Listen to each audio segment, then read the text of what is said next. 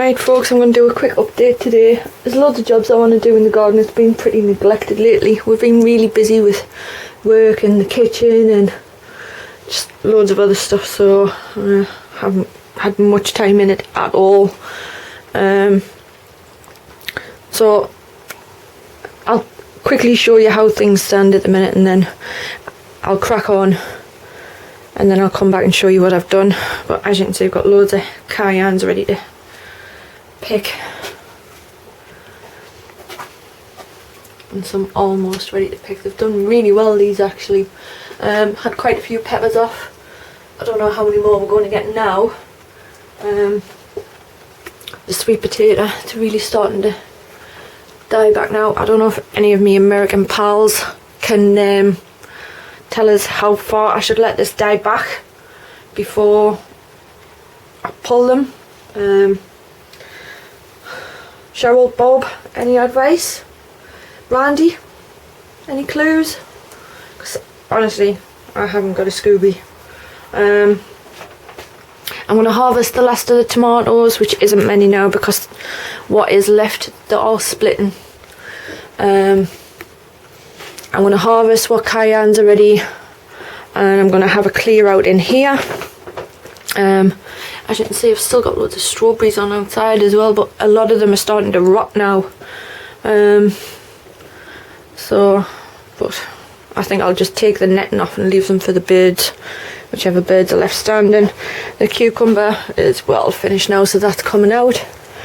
It's been really strong winds and it's blew all the pond plants all over.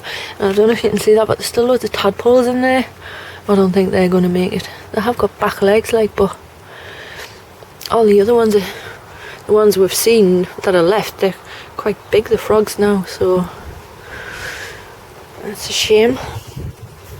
The grass is absolutely knackered, so what we're thinking about doing is basically taking it up and building some more boxes. Because it was so stressful. Even when it was good, it was still a mess. So not happy bunnies about that at all. I've got a canny sized courgette there, which even though the plant is just about finished now, I don't know if I'm just keeping an eye on it for a few more days, and if it's not growing anymore, I'm going to get it off. The lettuce, these are just bits that have grew back after I've cut the thing off the bottom. Pull that last one out and then get rid of them. Leeks are still going canny. They can just stay in over the winter. I've got some garlic and some overwintering onions to plant. Nora was the inspiration for the overwintering onions. I seen hers this year and they were fab. And Nora, you were saying you'll need some wood off a tree. I think I've got more than enough. Rhubarb's well died back now. Hopefully that does well. All these, I'm just leaving them to dry out now. Got more than enough in the freezer.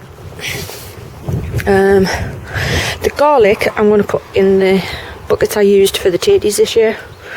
I'm going to do that today. I'm going to clear all this mess up. That is a plant that is going to go in the front garden, but I need to find a home for it for the time being. I think I'm going to just take that out now. That didn't do anything. Up here, gooseberry's finally starting to die back, and so is the red currant, but this grape is just doing me head in. It's all over. See the little black grapes, and they're actually really nice,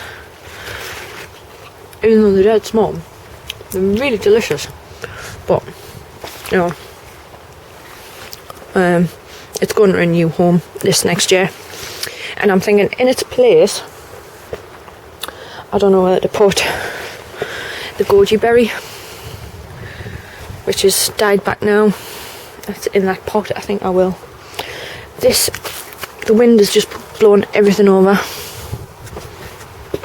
including the goldenberry, which hopefully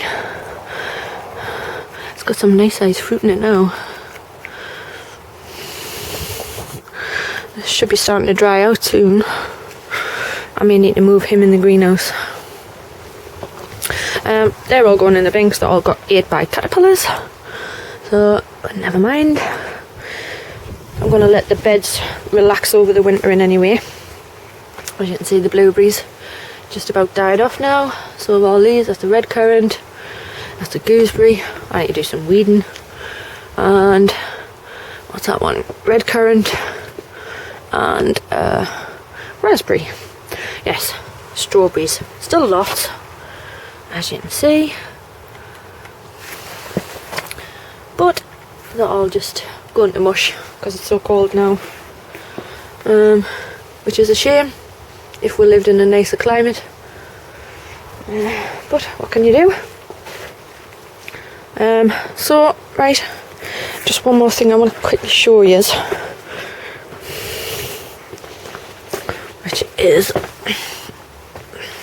bit of inspiration from Nora. I've been getting some bargains. I've got some ball dahlias for 25 pence. Outstanding. So I'm going to keep them, plant them next spring. I got that from the allotments the other day. Grow Organic. It's ground up chicken manure. There's me onions, me overwintering onions I'm going to get planted. The garlic I chose, and Jane Kelly, you're absolutely right, it is a garlic minefield out there. Is Lurek white, I have no idea if I'm pronouncing this right, and Carson white. Be interesting to grow two different kinds and see what's what. Both autumn planting.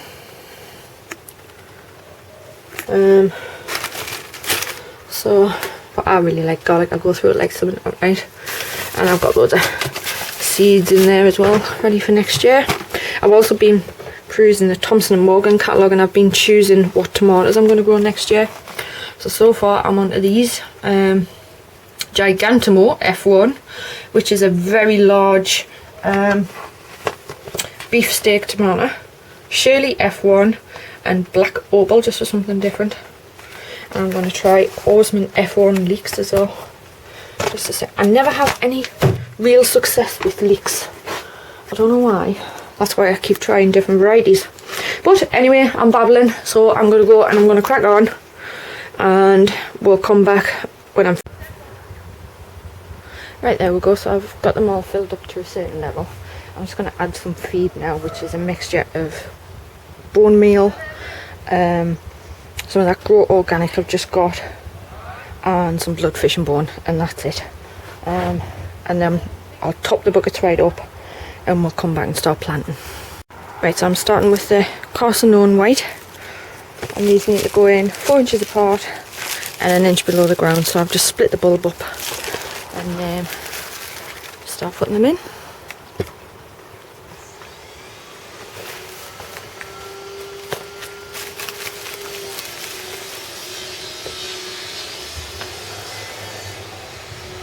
Pushing them down like that. Flat end down, pointing the end up.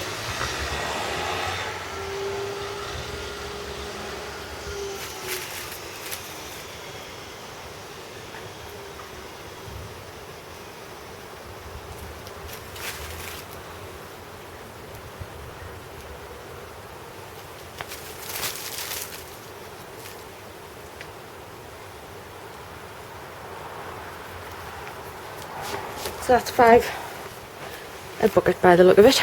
So right, I'll crack on and then we'll come back and move on to the next one. Right, there we go, that's 3 pots of them, one's in. Do the next ones now, which is the Lautrec white. Maybe one of you can correct us on the pronunciation. Right, there we go, that's them in now. Garlic sorted. We'll move on to the onions next. Right, so I'm just putting the onions in, and I'm just using the stick to keep the line straight.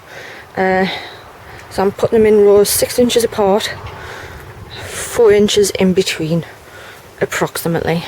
So I'll crack on, we'll see how many we can get in this bed, and then we'll see if we need to use up another one. Right, there we go. 6 rows of onions in. I wish now though, because I got them loose, I wish I'd made a note of what name they were, but there's not that many overwintering onions or Japanese onions, so there's some of them. Right, there we go, that's all that lot shifted as well. I think that's it for the day. Come back and tackle this grape and them lettuces tomorrow, I think, and if I've got time, the greenhouse as well. But just before I go, those of you who followed the channel for a while now will know that the reason I grow veg isn't just because I'm a keen gardener, which I am, but not just for that, it's because I enjoy good food. So another way of getting good fresh food is to go fishing. So that we also do that. So I've started another channel called Mrs. Doyle Goes Fishing. Go have a look. If it's something you've thought about trying, definitely do it, because honestly, fresh fish going from the sea to your plate is just absolutely amazing. It's just as good as taking that leek and going and cooking it. It's absolutely brilliant. So check that out. There's only one video on there at the minute, but there will be more going on soon. So, but that's it for now. I'll catch us all next time in Mrs. Doyle's garden.